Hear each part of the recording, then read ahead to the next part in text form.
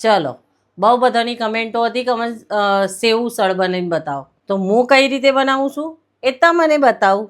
ચલો જોઈ લો, અહીંયા કુકરમાં મેં 1 ગ્લાસ જેટલું પાણી ગરમ થવા મૂકી દીધું છે. હવે એના અંદર હું નાખું છું વટાણા અને બટાકા. થોડુંક નાખે હું મીઠું અને થોડીક હળદર. કુકર બંધ કરી 3 સીટીઓ વાગવા દેવું. ચલો જોઈ લઈએ, આપણે 3 સીટી વાગી છે આપણી. જોઈ લો, આપણે મસ્ત બફાઈ ગયું છે, પણ હજી થોડુંક આપણે ક્રશ કરી દઈએ. આવી રીતે પાઉંભાજીનું મેસર આવે છે ને, થોડું ક્રશ કરી દેવા. ચલો અહીંયા મૂકી દીધી છે આપણે કઢાઈ. એના અંદર નાખી દઈએ છીએ આપણે તેલ. આમાં તેલ થોડું વધારે જ જોઈએ, એટલે 2 ચમચા ભરીને તેલ નાખી દેજો. અહીંયા હું નાખું છું અડધી ચમચી જેટલી રહી અને અડધી ચમચી જેટલું જીરું. એ બંને ફૂટવા દેવું. જોઈ લો, આપણું રહી જીરું ફૂટી ગયું છે. હવે હું નાખી મીઠા લીમડાના પત્તા. હવે અંદર હું નાખી 1 ડુંગળી. હવે એને થોડી વાર તળાવા દેવું, લાલ થાય ને થોડી થોડી તો. જોઈ લો, આપણી ડુંગળી મસ્ત લાલ થઈ ગઈ છે. હવે એના અંદર હું નાખી આ 1 ટામેટું લીધું હતું મોટું. એના અંદર નાખી હું આદુ અને લસણ. ઉપરથી નાખી દેવું થોડું કેવું મીઠું. એ બી થોડી વાર તળાવા દેવું આપણે. જોઈ લો, આપણો થોડોક ટામેટો ચડી ગયો છે. હવે અંદર હું નાખું છું કશ્મીરી લાલ મરચું, થોડુંક પોણી. ચલો જોઈ લઈએ, આપણો મસાલો ચડી ગયો છે. તમે જો, આપણો મસ્ત મસાલો ચડી ગયો છે. હવે આના અંદર તમારે બીજું કોઈ મસાલો નહીં નાખવાનો. હું જે મસાલો નાખું છું એ તમને બતાવું. આ છે શાહીનો મસાલો, જે સેવ ઉસળનો આવે છે. આ મસાલો ખાલી 10 રૂપિયામાં મળે છે.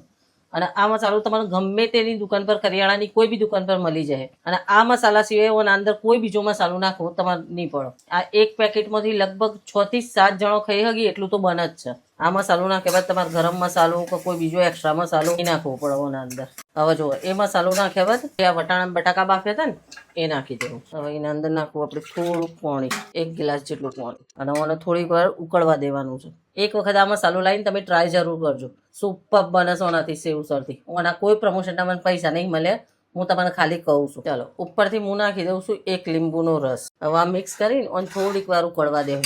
જોઈ લો, આપણી મસ્ત મજાની સેવ ઉસળની ભાજી બની થઈ ગઈ તૈયાર. હવે ઉપરથી હું નાખી દઉં થોડાક એવા લીલા ધોણા. ઢોકીને છાશ બંધ કરી દે.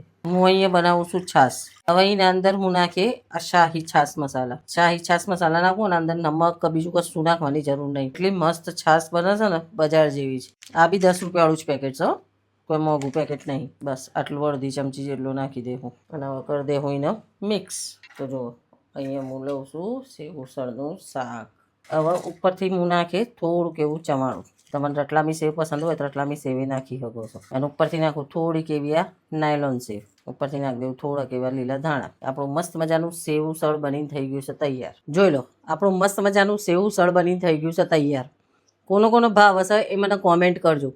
અને હા, શાહી મસાલા જો તમારે ખાલી જોવી હોય એની પ્રોડક્ટ, તો હું એની આઈડી નીચે મેન્શન કરું છું, તો જઈને તમે જોઈ શકો છો.